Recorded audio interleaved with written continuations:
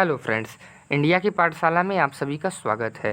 दोस्तों, हम बात कर रहे थे साइंस के प्रैक्टिस पेपर के बारे में, जिसके हमने प्रैक्टिस पेपर देख रहे थे। दोस्तों, आज हम नेक्स्ट प्रैक्टिस पेपर के बारे में बात करेंगे। दोस्तों, ये इम्पॉर्टेंट है आरआरबी ग्रुप डी के लिए, एनटीपीसी के लिए एवं साइंस के सभी को एग्ज़ाम्स के लिए जिनमें भी साइंस आती है। तो दोस्तों, आपका बिना समय बर्बाद करिए चलिए वीडियो को स्टार्ट करते हैं। तो दोस्तों, आज का हमारा प्रश्न है, पहला प्रश्न है हमारा, बोकारो स्टील प्लांट किस देश के सहयोग से बना हुआ है? तो किस देश के सहयोग से ये बना हुआ है? पूर्व सोवियत संघ के सहयोग से। ठीक है दोस्तों, चलिए नेक्स्ट के बारे में बात करें तो राष्ट्रीय विज्ञान दिवस कब मनाया जाता है? तो कब मनाया जाता है? ये मनाया जाता है 28 फरवरी को। आगे बात करें तो राइबोफ्लोविन, ठीक है, विटामिन B2 किसके क्या होता है? राइबोफ्लोविन क्या है दोस्तों? ये है विटामिन B2 है। आगे बात करते हैं, मधुमक्खियों के काटने पर किसके कारण दर्द होता है? तो किसके कारण दर्द होता है दोस्तों? फॉर्मिक अम्ल के कारण। ठीक है, चलिए आगे हम बात करते हैं दोस्तों। तो संवेग कैसी राशि है? तो संवेग कैसी राशि है? सदिश राशि है। कैसी राशि है? सदिश राशि है।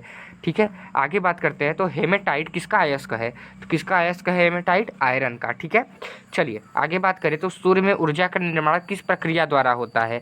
तो किस प्रक्रिया द्वारा होता है? ये होता है नाभिकीय संलयन द्वारा। आगे बात करें हम तो परपटी में सर्वाधिक पाए जाने वाला तत्व क्या है दोस्तों? तो क्या है ये है ऑक्सीजन। आगे बात करते हैं दोस्तों, तो ध्वनि का वेग अनुमानतः कितना होता है? यानी ध्वनि कितने तेज़ी से ट्रेवल करती है? तो कितने तेज़ी से जाती है दोस्तों? ये 330 मीटर प्रति सेकंड। दोस्तों, आपको कहीं कहीं की एग्जाम के ऑप्शन में लिखा होगा 332 मीटर प्रति सेकंड, तो वो भी सही है दोस्तों। 1-2 सेकंड का इधर उधर फ़र्क होता है, तो आप उसको टिक मार दीजिएगा। ठीक है, लेकिन इतना तय है दोस्तों, या तो ये ऑप्शन में रहेगा या तो वो रहेगा। चलिए आगे बात करते हैं दोस्तों, तो पानी का घनत्व किस ताप पर अधिकतम होता है? तो किस ताप पर? 4 डिग्री सेंटीग्रेड पे। चलिए आगे बात करते हैं, सर सीवी रमन को भौतिकी का नोबेल पुरस्कार कब दिया गया था? तो कब दिया गया था? ये दिया गया था 1930 में। ठीक है दोस्तों, चलिए आगे बात करते हैं हम तो कंप्यूटर के इंटीग्रेटेड सर्किटों के लिए किस चिप्स का साधारणतः किसके द्वारा बनाए जाते हैं? ठीक है दोस्तों, यानी इसका प्रश्न कहने का मतलब क्या है दोस्तों कि कंप्यूटर के जो इंटीग्रेटेड सर्किट होते हैं उनमें जो चिप्स लगता है दोस्तों वो किसके बने होते हैं? तो किसके बने रहते हैं? वो होते हैं सिलिकॉन के। ठीक है, चलिए आगे बात करते हैं हम, मनुष्य शरीर की सबसे लंबी हड्डी कौन सी है? तो कौन सी है? ये फीमर है। हाँ, फिर आगे बात करते हैं हम तो ब्लू विटाल नाम से किसे जाना जाता है? तो किसे जाना जाता है? कॉपर सल्फेट को। आगे बात करते हैं हम तो पौधे के किस भाग से हल्दी प्राप्त होता है? तो पौधे के किस भाग से हल्दी प्राप्त होता है दोस्तों? ये होता है तना से। चलिए आगे बात करते हैं दोस्तों, तो होलोग्राफी किसकी तकनीक है? तो होलोग्राफी किसकी तकनीक है दोस्तों? ये है वस्तु के त्रिमावीय प्रतिरूप के अंकित करने की, पुनरावृत्ति करने की। ठीक है दोस्तों, चलिए आगे बात करते हैं दोस्तों हम तो इंसुलिन की खोज किसने की थी? तो इंसुलिन की खोज किसने की थी? ये की थी एफ.जे. वेटिंग ने। किसने किया था? एफ.जे. वेटिंग ने। आगे बात करते हैं तो हड्डियों में फास्फोरस किस रूप में पाया जाता है? तो किस रूप में पाया जाता है? कैल्शियम फॉस्फेट के रूप में। चलिए आगे बात करते हैं दोस्तों, तो मैनोमीटर से क्या नापा जाता है? तो मैनोमीटर से नापा जाता है गैस का दाब। आगे बात करते हैं तो टेरामाइसिन नामक एंटीबायोटिक किस जीवाणु से प्राप्त होता है? तो किस जीवाणु से प्राप्त होता है? ये होता है स्ट्रेप्टोकोकस रिमोसेस से।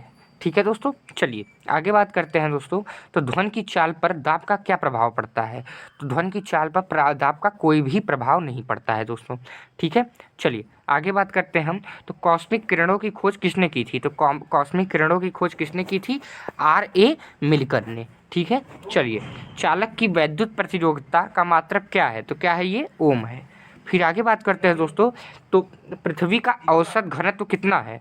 तो 5.5 ग्राम पर सेंटीमीटर क्यूब। ठीक है, चलिए आगे बात करते हैं तो जर्मन सिल्वर में कौन कौन से संगठित होते हैं? तांबा, निकिल तथा जिंक। क्वेश्चन के बारे में बात करते हैं तो चुंबक झुकाव की समान स्थिति दर्शाने वाली रेखा को क्या कहते हैं?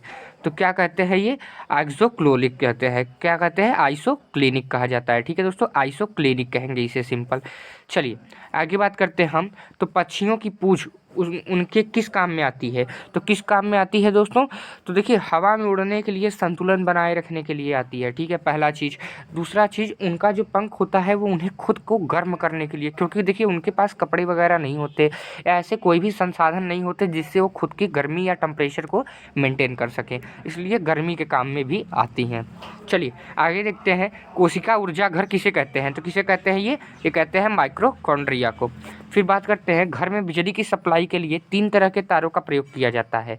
कौन कौन से? जिसे लाइव, न्यूट्रल और अर्थ कहते हैं। तो इनका क्रम क्या होता है? इनका क्रम होता है लाल, काला और हरा। चलिए आगे बात करते हैं हम, तो ध्रुव तारा अपने स्थान पर ध्रुव तारा अपने स्थान पर स्थिर प्रचलित क्यों होता है? तो क्यों होता है? क्योंकि पृथ्वी के घूर्णन के अक्ष के सीध में होने के कारण। इसका मतलब क्या है दोस्तों कि जैसे पृथ्वी है हमारा, तो इसमें क्या है, ये नॉर्थ पोल और साउथ पोल ये कभी आपस में घूमते नहीं हैं। बाकी पृथ्वी पूरी घूमती है, लेकिन नॉर्थ पोल और साउथ पोल आपस में नहीं कभी घूमते हैं, इसलिए कभी भी ध्रुव तारा का स्थान बदलता नहीं है। आगे बात करते हैं, तारा बनने की प्रक्रिया का प्रारंभ किन गैसों से होता है? तो किन गैसों से? हाइड्रोजन व हीलियम से। ठीक है, चलिए नेक्स्ट बात करते हैं हम, कृत्रिम उपग्रह में ऊर्जा का स्रोत क्या होता है? तो कृत्रिम उपग्रह में ऊर्जा का स्रोत क्या होता है? स्रोत दोस्तों सौर बैटरी होता है। ऊर्जा का स्रोत क्या होता है? सौर बैटरी। आगे देखते हैं, आकाश का सबसे चमकीला सितारा क्या है? तो क्या है ये? साइरस है। क्या नाम है इसका? साइरस। आगे बात करते हैं, ऑक्सीकरण की क्रिया में इलेक्ट्रॉनों में क्या होता है?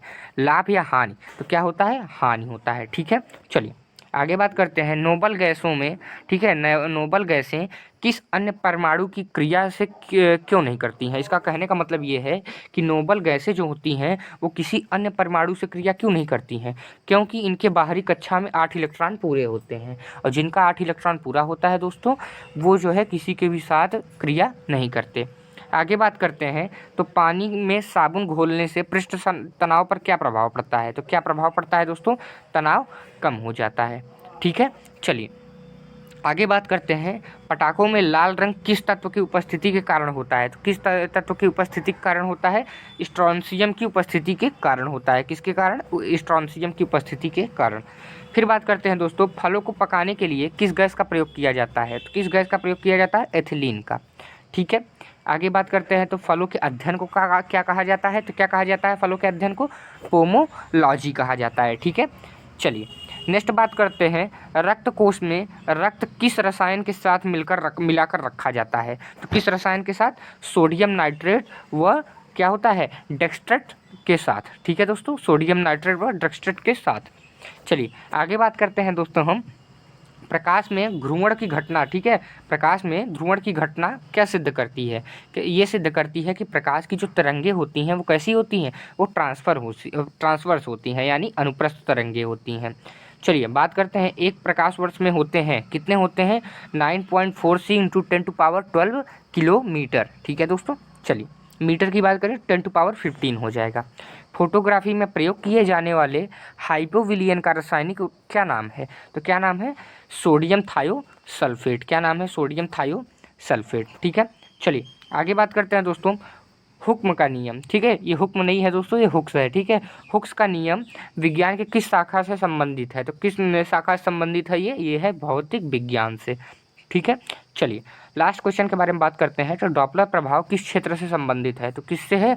ध्वनि तथा प्रकाश से। किससे है? ध्वनि तथा प्रकाश से। तो दोस्तों ये था आज का हमारा साइंस का प्रैक्टिस सेट। आशा करता हूँ आपको ये समझ में आया होगा, और आपकी रेलवे ग्रुप डी और एनटीपीसी के साथ साथ जितने भी एग्ज़ाम में साइंस पूछे जाते हैं उनकी तैयारी काफ़ी अच्छी चल रही होगी।